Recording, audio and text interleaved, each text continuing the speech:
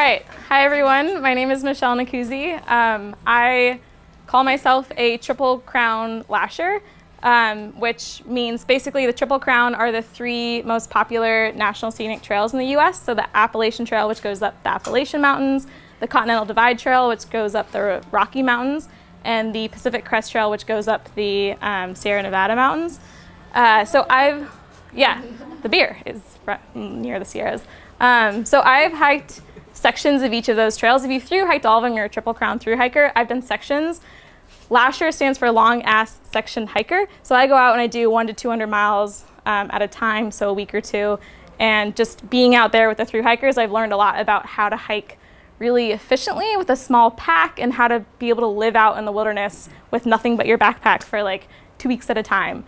So I came to share a little bit of that knowledge with you and going to do that via going through my pack and showing you what I bring on the hikes. So I've hiked in desert mountains where you might go 40 miles without a water source. I've hiked in the high mountains at like 14,000 feet where there's no oxygen. I've hiked through just days and days of rainstorms in the Smoky Mountains. I've hiked through Harriman State Park in New York. I've done like kind of the gamut. Haven't hiked in snow, but so I kind of have like gear that suits all of those. So this is my current backpack. Like if I was to go out right now and go backpacking, and I was in Colorado 2 or 3 weeks ago, I spent 7 days out in the wilderness with this.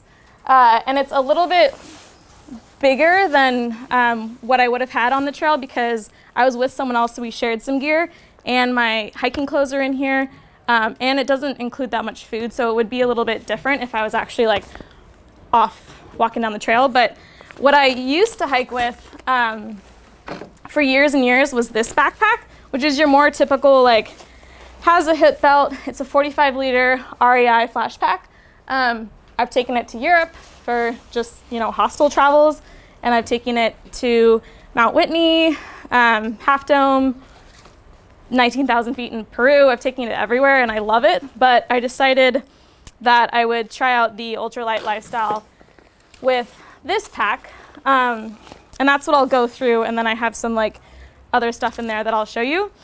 So starting with just like what goes on the outside of my pack, hand sanitizer. So you want that super accessible. I just have it hanging here. The Palante pack, which is what this is, has a nice little butt pocket down here, and that's where I put my toilet paper. And if I ever have to use it, I just grab it out there, and then I have my hand sanitizer right here. Nothing has to get dirty or icky, and it's great. Normally, when I'm hiking, this is my 2-person tent. These are the poles for the 2-person tent, and usually when you're hiking with someone else, you split a lot of the shared gear weight, so I give my partner the poles, and I have the rest of the tent in there. So this I usually actually don't carry with me. Although when I was on the PCT this summer, I was hiking with my younger sisters, and I just carried the whole tent because I'm a good big sister. So a big difference between a pack like this and an ultralight pack like this is look at all the like things that are hanging from the pack and the buckles and all the bells and whistles. You don't really need that. Like people are always hanging carabiners from their pack, and like a lot of the North Face backpacks that people had in college have those buckles on it. Like you don't need that stuff. It actually just adds weight. So if you want to get really aggressive and go lightweight, that's why the packs you see now are just like the bucket shape, right? So that's what this pack is shaped like. And when you open it, I always put right on the top my food bag, which is just a plastic bag full of food. And I'll show you what's in there a little bit later. But then below the food, I have a trash bag. And what this trash bag lets me do is now my pack is waterproof. So this is not technically a waterproof material, but it will wick most of the water. But all of my stuff is in this plastic bag. So if it's raining out, I put my rain jacket on, I put my pack back on, and everything's safe inside. There's not a lot of straps and buckles that are gonna get wet and like bog me down with wet gear. It's just the outside with everything waterproof in there. And then also before we go in, what I keep super accessible, it's also waterproof, is my Tyvek. So hiker hack. Tyvek is super popular on the trail. It's, when you go to, when you see like a house that's being constructed and they have this material that's lining the outside of the building, it's waterproof. It's very like tear resistant. It's kind of noisy, but it's what hikers use to lay down. It's about the size of a person. You lay it down under you before you put, like you can put your tent on it. If you're cowboy camping, you just put your sleeping pad on it. If I'm stopping for lunch, it's super accessible and I just maybe put it out like this and sit on it and eat my lunch. It's, I think, 15 cents per foot or something. It's incredibly cheap. So I actually got this from a hiker box at Hiker Heaven in Southern California, the PCT. But everything I'll show you, I'll just pass around so you guys can like play with it. So that's on the outside of my pack. So if I open it up, I have a lot of things. And I'm gonna go in order of importance. So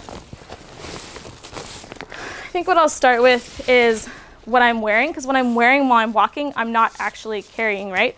So this is my clothing bag, and the top items in my clothing bag, my shorts, which don't splurge on shorts. My friend gave me this pair of shorts and I like it because it has pockets and it has built-in underwear and they're black, so it matches any kind of top I want to wear, which is great.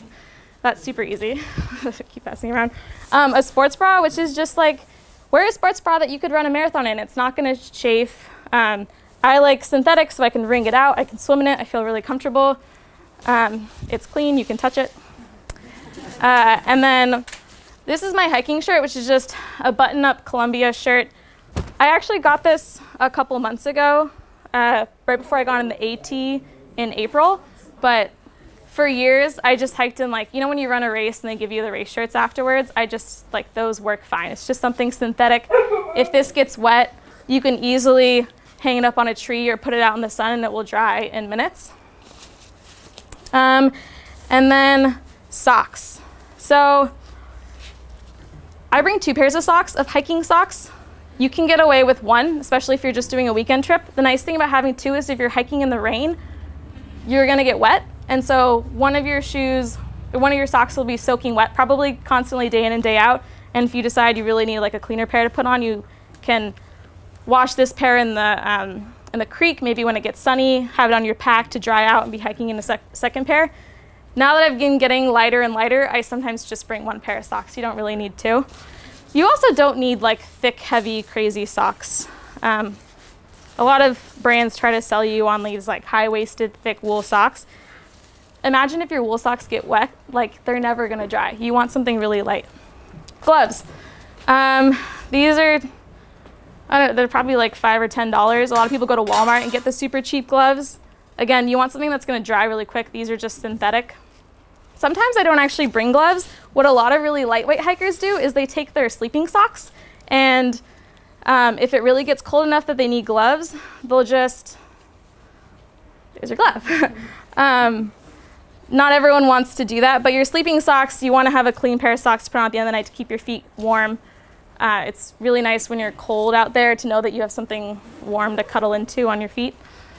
And then warm leggings. These I splurged a little bit more on. They're like North Face, nice leggings. A lot of people go to Costco or Walmart and just get the random fleece leggings. These are kind of heavy. When you're at this level of backpacking, you kind of like count literally every ounce. And so I thought a lot about replacing these. I just haven't yet. But again, to me, being able to be warm, like that's what's gonna save you out there. So like I still bring something as heavy and nice as that. And then this is my sleeping shirt, which I got it in some kind of free pile when I was in college at Berkeley in the co-ops. It's white, but I only wear it to sleep, so it doesn't matter because it's not going to get dirty. And then I won't pass it around, but I bring 2 pairs of underwear. One that's a thong and one that's not a thong because I like to swim in my underwear, and I don't want to be out there swimming in a thong. You can, like everyone's doing whatever out there. And then this bag, when you're hiking, you want everything to double utilization if it can. So when I was on the AT, a lot of times when I go hiking, I don't, you have to have a way to store your food at night. So a lot of people, if you're in Yosemite, you have to bring a bear can, which is those round cylinder containers that screw tight in a way that bears cannot open. Some parks require that you either have a bear can or a hanging bear bag. Some places don't have rules, and it's kind of controversial what people like to do about their food. I usually just sleep with my food. So I take a bag like this that's full of my food and I bring it in the tent with me, or if I'm cowboy camping, just kind of cuddle around it. And I've never had a problem. A lot of people take issue with that because they think it's too accessible for the bears, so they prefer to hang it. Some people say if you hang it, the bears can still get it. But essentially what a bear bag looks like is you have your bag of food and you have a carabiner to the rope going over the tree, and it's just hanging up in the tree. So this clothing bag on the AT, I would just stick my plastic bag in it, and I had a rope on the AT and I just hung it from the sky. This little carabiner, it weighs like the same amount as a penny. I think it costs $1 on the Z-Pack website. It's really fantastic. But also this bag used to be a stuff bag. I got it in an REI garage sale, and I just cut off the straps, and it's a great bag. So you can get super creative. So that's clothes. And then I think what I'll start with is, for all hikers, you have like your big three. What's going to be the heaviest items of your pack? So the first is the actual backpack itself, and I showed you the two that I have, this one being a lot lighter. The second is your sleeping bag. In general, I don't think you need to splurge on hiking gear. This is the most expensive, probably personal possession I own in my entire life, is my down sleeping bag. I bought it 4 years ago. Don't ever wash it in bleach. I did that accidentally after the AT this summer, and that was stupid. And I think when I was on the PCT and CDT this summer, it felt like it wasn't as warm as it used to be. My sister, who thru-hiked the PCT in 2014, she doesn't use a stuff sack. She actually just like sticks her bag in there and fills in all the cracks of her bag. I use a stuff sack because I like to pack everything very tight and small. But this is rated to 15 degrees. If you're gonna go somewhere that's not as cold, you can bring what's called like a quilt. But for something that's like a jack of all trades that can get you anywhere, I would just get a sleeping bag. Mountain Hardwear makes really good down gear. So backpack, sleeping pad, and the third big item is your tent. So I have a lot of opinions about what you sleep in. Your shelter. You can sleep in a tent, you can sleep in a hammock. On the Appalachian Trail, you can sleep in the shelters. So on the Appalachian Trail, every 5 to 10 miles, there's a 3 or 4 walled wooden structure that protects you from the elements, and it has bunks in there.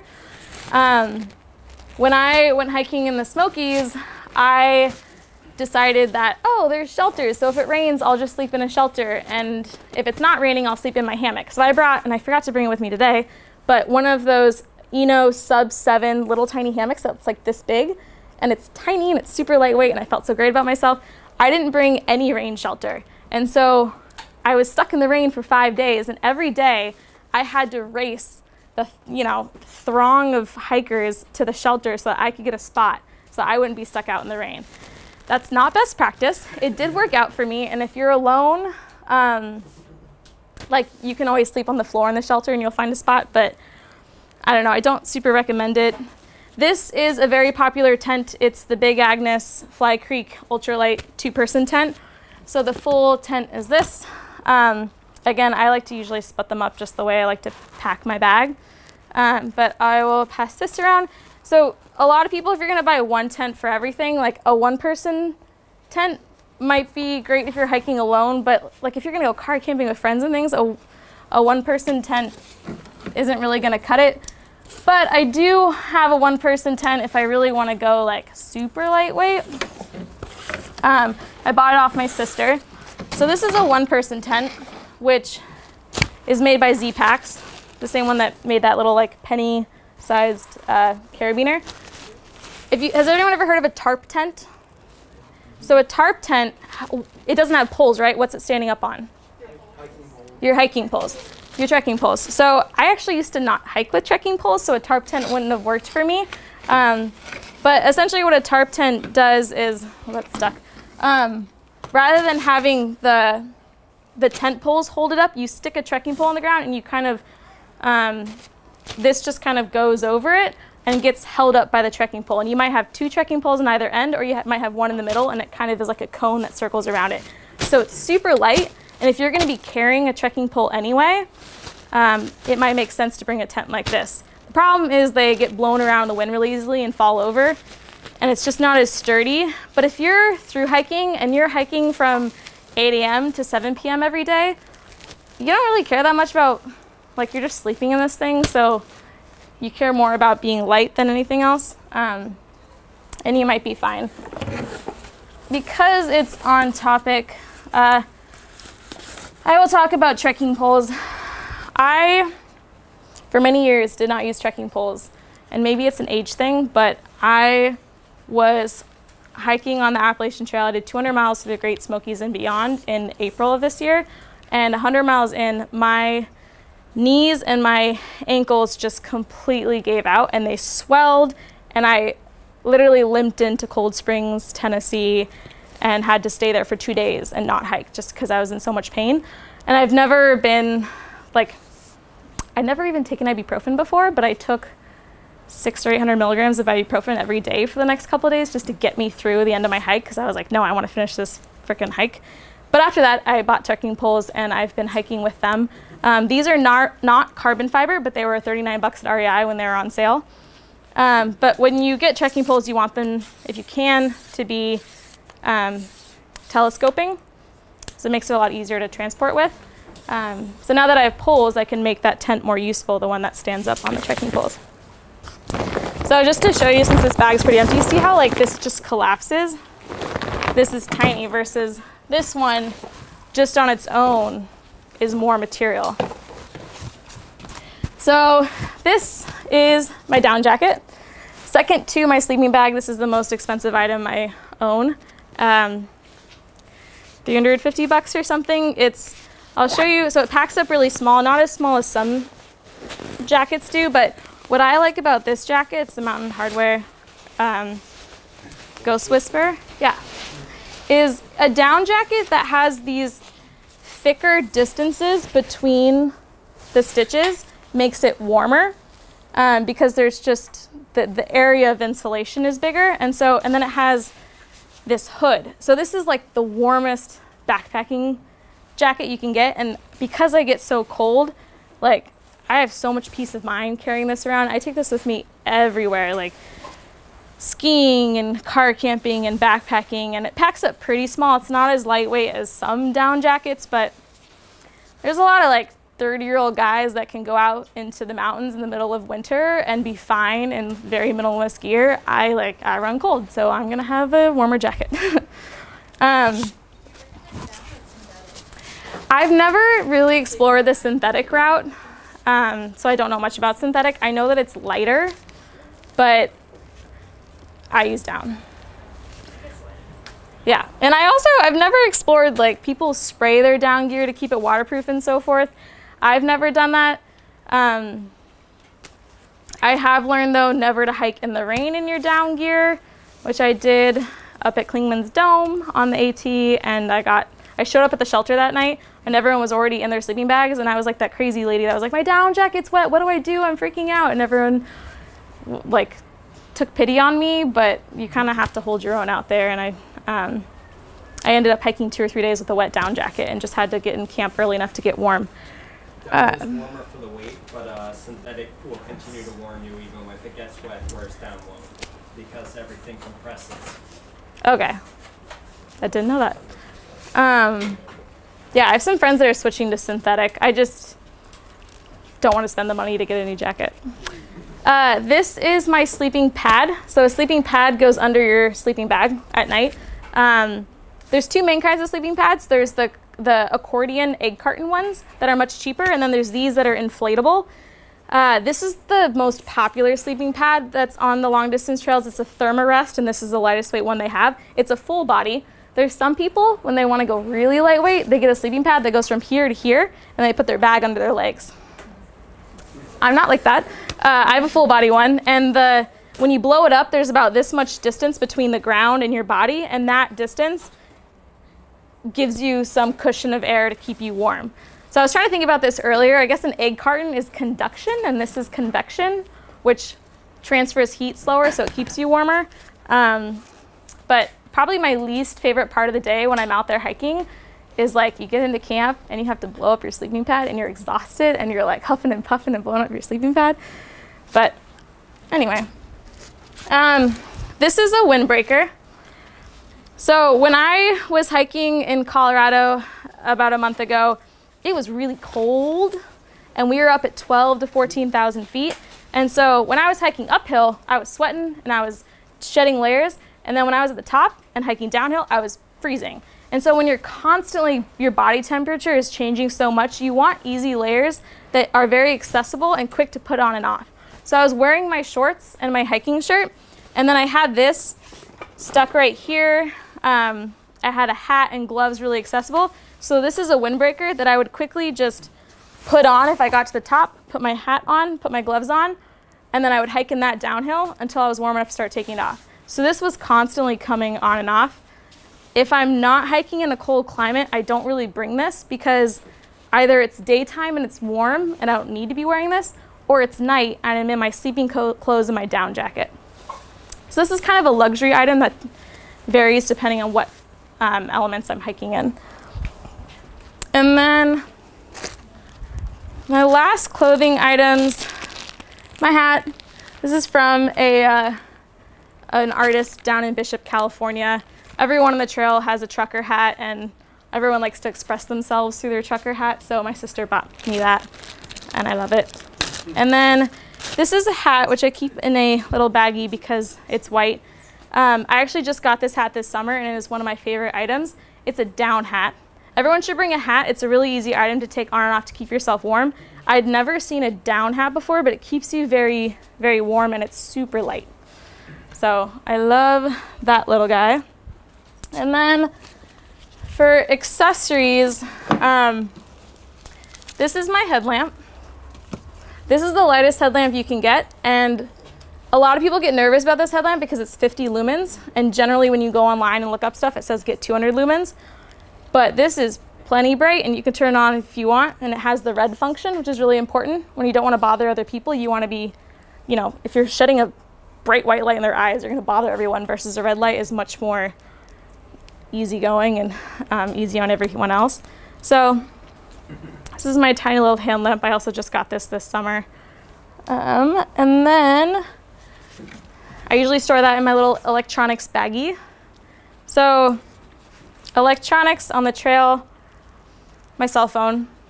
Leave it in airplane mode, leave it on low battery, use it to take pictures. There's a lot of apps out there that will give you maps and directions, especially for the major trails.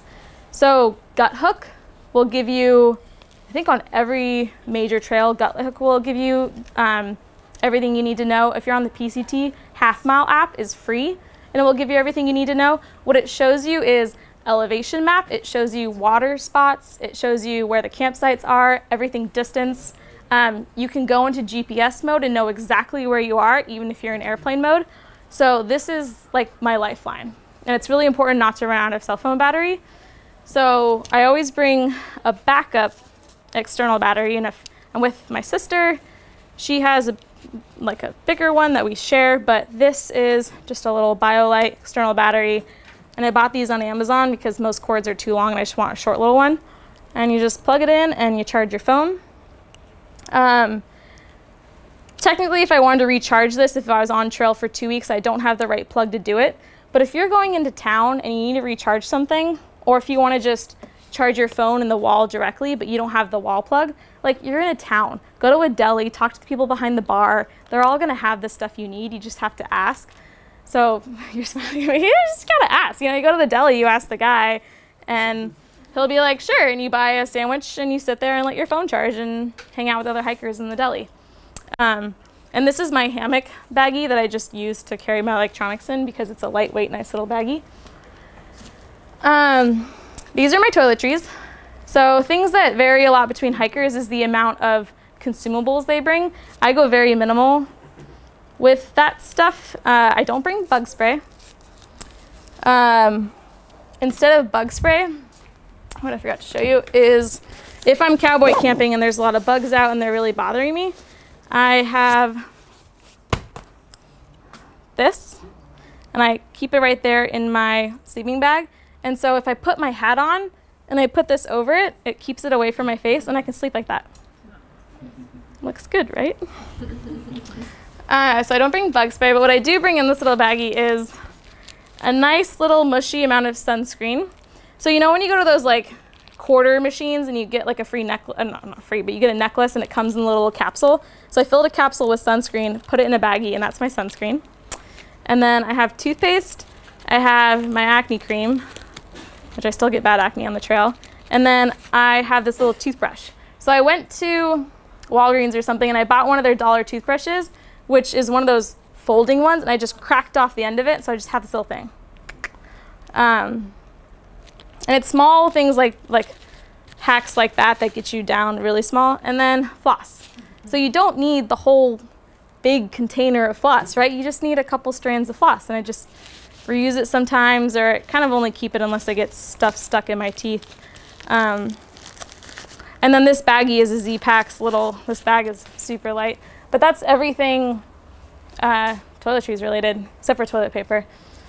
And then this is my first aid baggie, which I made myself. Thank you very much. I bring nail clippers, which I always think of as my most luxurious item because they're really heavy. I bite my nails a lot, and so for me, it's really important to be able to cut the skin on the sides of the nails. There's Band-Aids, ibuprofen, and amoxicillin, and then some like antibiotic ointment. That's really all you need. People bring like all kinds of things. They go to REI and they buy those like big heavy first aid kits. If you're truly like in life-threatening danger, you're not going to fix it there on the trail. What you want for the trail are, you know, you're going to get blisters and you want to be able to cover up your blisters, or you might get sick and you'll need some kind of medicine. But I don't know, you don't need as much as people like to seem to think they need. And then I think the last thing, there's something on the bottom of this. Usually when I get to camp, I just turn my bag upside down. Oh, important. Water filter.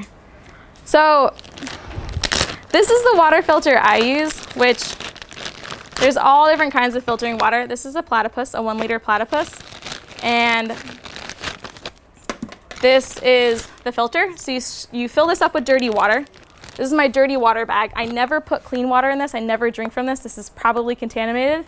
Fill it with dirty water, screw this on top, and then you squeeze it out and it goes into your water bottle.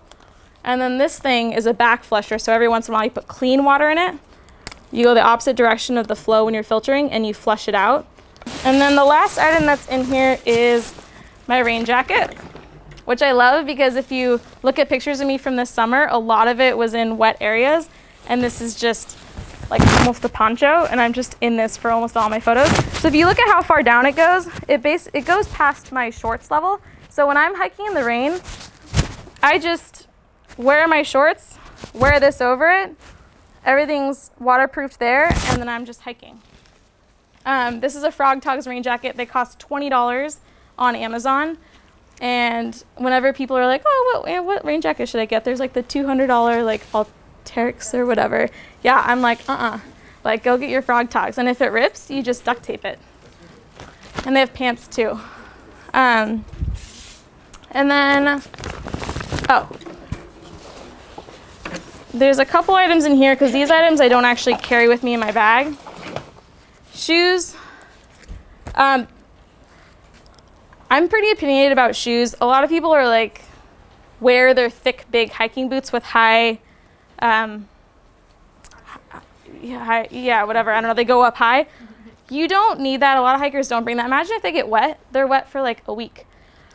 I love these because they dry super easily. I can pack them. I play soccer in these. I go to spin class in these. I run marathons in these shoes. So these work really well for me, but what's really popular on the trail are called Ultras, and they're basically, they're trail running shoes. Long distance backpacking is like trail running. If you want sturdier shoes and you need it, by all means, like do what you gotta do, but you don't need them. And then these are really great. These are called Dirty Girl Gaiters. So they go, and you'll see that I have like really dark tan lines from them, but they just sit right there and they cover your shoe and they block dirt and rocks from getting in your foot. And they're all really fun colors and they're sold online. And if you ever look at pictures of thru hikers, you'll notice the majority of them have like, again, the hat is one way to express yourself, and dirty girl gaiters are another fun way to express yourself. But the combination of those and these, like I'm just like a bright, shining foot star on the trail. And then other small things in here, sunglasses, hiking sunglasses, especially if you're up at elevation. I won't pass those around. I brought this to make a point. My headlamp came in this little pill bottle, and I think a lot of people would be like, oh, cool, like it came in a pill bottle, I'm gonna pack my bag in it. Like, you don't need the pill bottle. What's the value out of the pill bottle? And it weighs a little bit, and again, if you wanna bring it, bring it. You don't need it though. So don't, like when you're assessing your pack, just because the manufacturer gave it to you in this way does not mean you need it. So an item like this, if you started a thru hike with this, very quickly you'll start to see these in the hiker boxes just being tossed out because you just don't need it. And then food related. So this is my stove. It is a jet boil.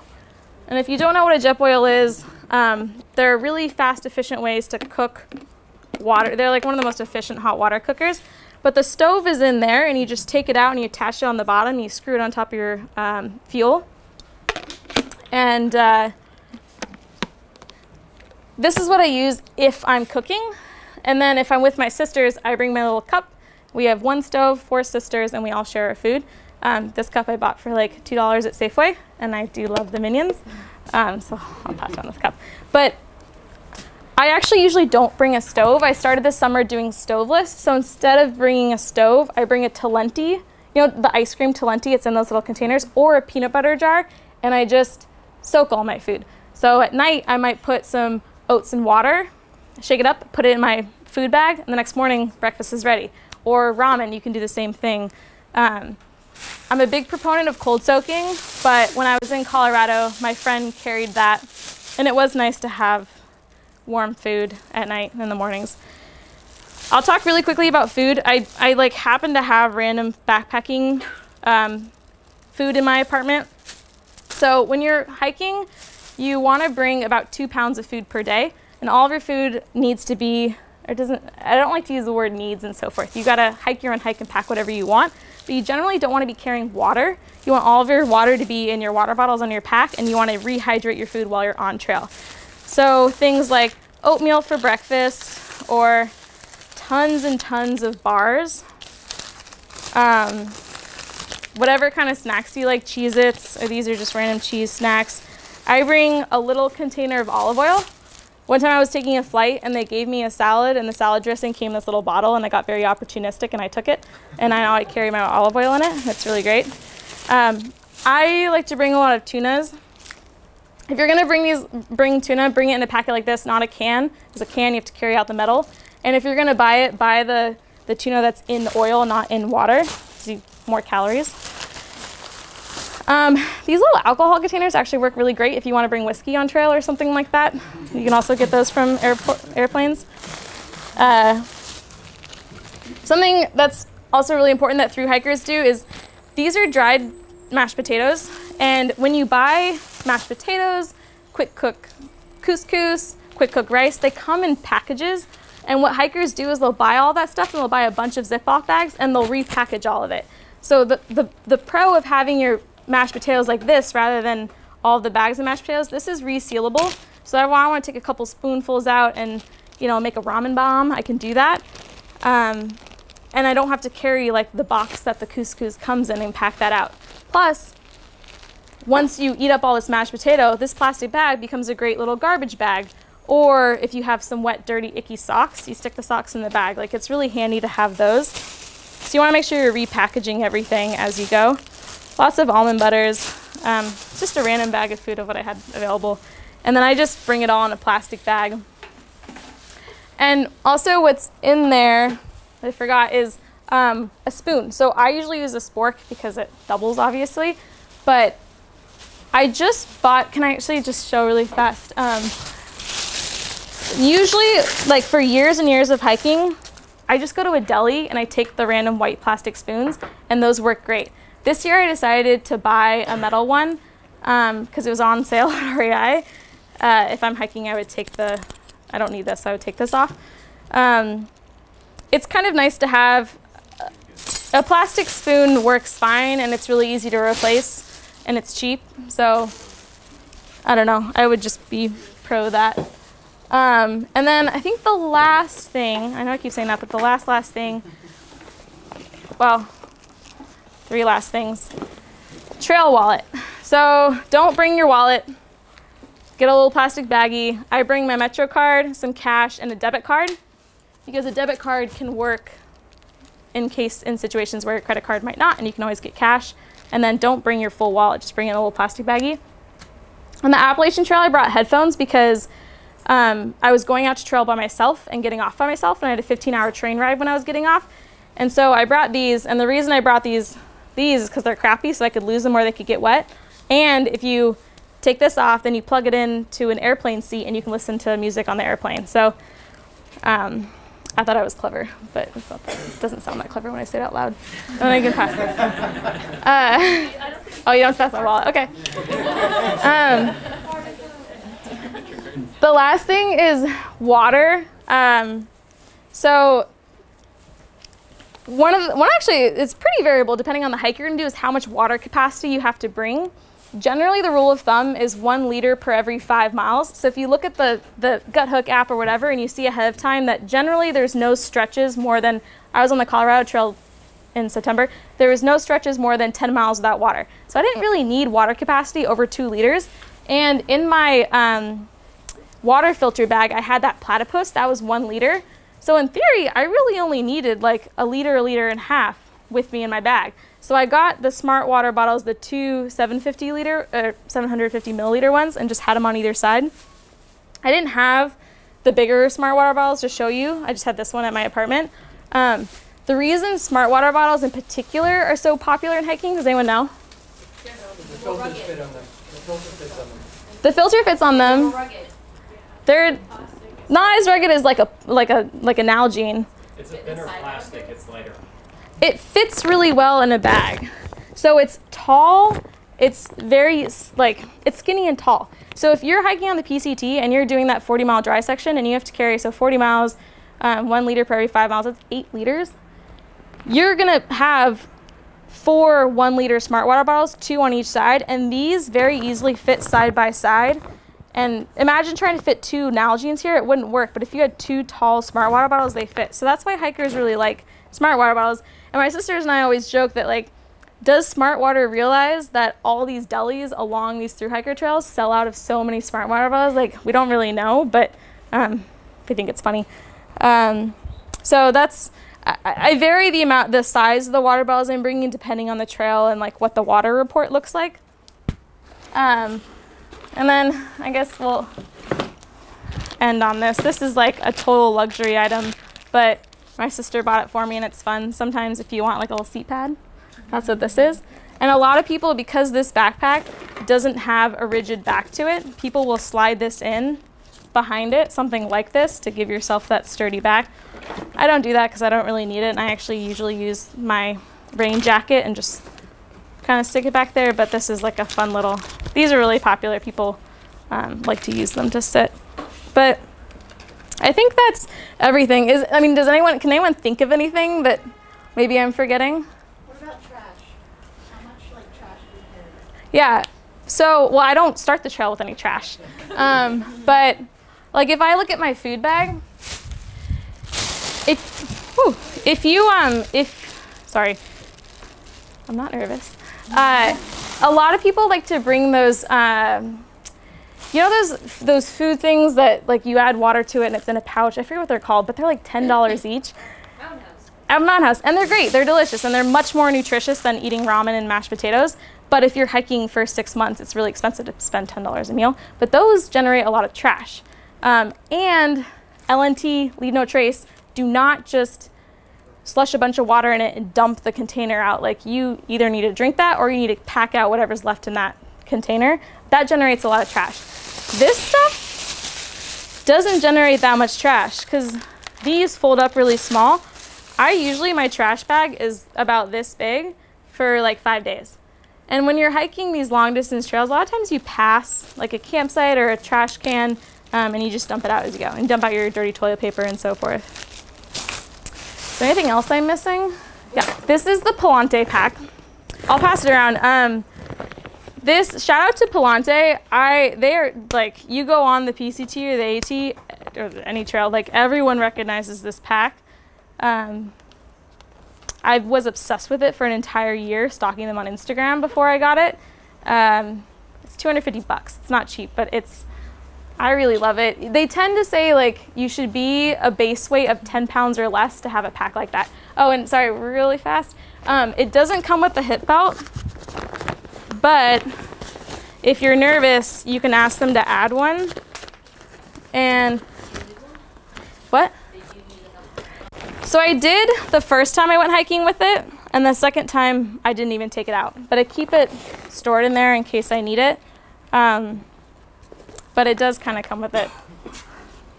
Chapstick. That's more obvious, but yeah. So what was the total weight Of the pack, or with my stuff in it? Yeah, with your stuff. When I was on the Appalachian Trail, when I was using this pack, my base weight, so without food or water, was 12 pounds.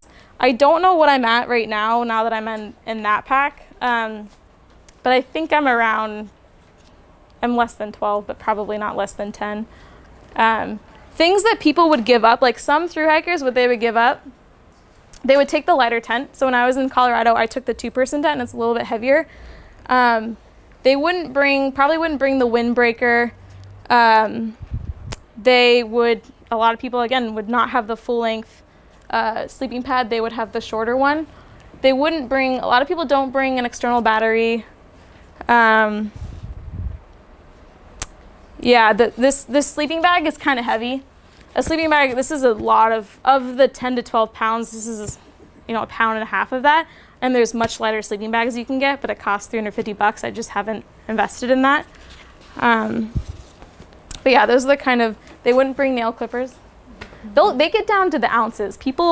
My sister, like, she keeps telling me to cut off she's like, all you need is a sleeping bag like this. You don't need like all these buckles. She's like, that's too heavy. And I like that it packs it smaller, because or else it wouldn't get like that. It would be wider. So I keep it on, but that's the extent some people go. I was posted on Instagram like, oh, should I cut my hair? One of my thru hiker friends was like, it's not very ultra lightweight of you to grow your hair out. And I was like, okay. So I don't know, I thought it was funny. Anything else? What do you think about bringing detergent to wash your clothes, or like a multi-tool that has like a knife? Oh yeah, knives. Nail clipper, Yeah, knives is another one of those things that people are like, well, I bring this knife so that I can like fight off the bears. Like, I've never, my perspective is long distance hiking, where you're out there for 2 weeks, months at a time. You don't need a knife or a multi-tool. You don't even really need nail clippers. When you're out there on these trails, you're stopping in towns with a bunch of other hikers, and there's going to be nail clippers in the hiker box for you to use. A knife, like if we're bringing a block of cheese, we'll stick a plastic knife in the baggie with the block of cheese, so you don't need to cut it. Like, there's not really food that you really need. You're not eating steak out there. And I don't even mean that as a joke. Like, you're not eating anything that needs hard hacking. Salami, like, just, yeah. Anything else? Oh, detergent. Oh, detergent. My sister brings Dr. Bronner's, but really, like, even the soap that people say is natural and biodegradable, that's still not really LNT. You shouldn't be leaving that stuff in the water sources out there. And even detergent, like where are you gonna wash it? And if you're stopping in a town, you're just gonna buy detergent or take it from the hiker box. So you'll stay clean enough just by every night. I'm a very clean person on trail. I think that's what helps me keep me out there is I wash my legs and clean my feet. And if I can, I try to wash off more, but just doing that keeps you pretty clean. You can go 5 days until your next trail town without washing. How often are people stopping on these trails? What do you mean stopping? Like for? Sorry, like into towns, like an average. So the Appalachian Trail is the most popular national scenic trail, and part of why it's so popular is you're constantly going through towns. It's called like the party trail because people are like always, you can stop, I think in New York, you could stop every day at a deli if you wanted. Someone told me once. But like on the Appalachian Trail or the Pacific Crest Trail, I was generally doing 5 days without going to a town. Not often more than that. And sometimes you could, like, you're usually passing a highway that you're hitching into town. And if you wanted to not go into town and spend the couple hours it would take to do a resupply, you could just keep going. You just have to figure out your food situation. Yeah. What would you use for a pillow? For a pillow? Great question. I would take, if it was not too cold out, I would take this, which was empty because my sleeping bag, I was in it, and I would stuff my down jacket into it. And that was a down pillow. A lot of people think that that's not very comfortable. If I was wearing my down jacket because I was cold, I would stick my clothes in there, like my hiking clothes. But even like if you put your shoes under your sleeping pad, that elevates it too. You can get real creative. Pillow to me is not that hard to do without, but it's personal preference. Anything else? Yeah? What do you think about when you're hiking? Oh, so yeah. So I've hiked alone and I've hiked with people. I usually hike with my sisters if I'm out there for a long time. I actually have 6 siblings, but the 4 older kids are girls, and we're all very close. And my older sister hiked the PCT. So we're usually chatting, or you're meeting a lot of hikers. But when you're out there like crushing miles, doing 20 miles a day, you're getting up early, you're getting on trail by 8 or 9 a.m. and you're hiking until 5 to 7 p.m. So you're like out there for a long time and you have a lot of time to think. You think a lot about food, you reflect on a lot of things. Some people like to listen to music, so that's one of the reasons why I actually don't listen to music, but I also don't run races to music. It's just, I don't really need it. I was actually on trail last summer. I went through a breakup and the next day flew out to California to get on trail. So I was thinking a lot about that last summer, and that was actually really hard. But normally what I think about is like, you know, what's my next, I went through a big career change this year, so I thought a lot about that when I was on trail. Think about friends. I play songs in my head. Think a lot about you guys, my friends. Yeah. Anything else? What other trails on your bucket list? That's a good question. Yeah. So next summer, I think what I want to do is Glacier. I've never been to Glacier. I want to do the Whites, which is why I wrote on the Tell Me part is the White Mountains. I've never done that area of the AT. And then I want to do the JMT, which doing all 3 of those in one summer, and I do have a full-time job, is not really possible. But the JMT is one of those, it's like Patagonia. Is it overrated? Like, kind of, but actually it's as great as people say it is, so I really want to go do it. Yeah. So a couple of things. First, my name tag actually says, I know about the White Mountains. So, have you gotten a trail name? Oh, I didn't do a proper introduction. Yeah. So, hi everyone. My name is Corporate. It's so funny saying that here in New York City. But yeah, on trail, no one calls you by your real name. Everyone calls you by your trail name. Part of what I love about hiking is it's the great equalizer. So you go out there and no one cares like where you're from or how much money you make or how old you are or like what your political beliefs are. It's just everyone's interested in meeting you and super friendly. And that's part of this mentality about trail names is you're not identified by your like off-trail town name. It's something unique about you that is usually generated via a story. So for me, I always go on trail and I'm like, oh yeah, I work in management consulting or I currently work in venture capital. And people are like, you're from New York City, you work in finance, and you have an office in Times Square. People are like, oh my God, that's so corporate. And so that's how I got the name. And it like rubs a lot of people the wrong way. But the way I like to think of it is nonprofits are corporations. REI is a co-op, is a corporation. So I don't see it as a bad thing, but I have adopted it as like something unique about me. Yeah. Do you have another question? Okay. Anyway. Let's give it up for Michelle. Thank you. This stuff is just everywhere. Yeah. Is there any of our gear still out there? Let's make sure that gets posted back up. She wants that.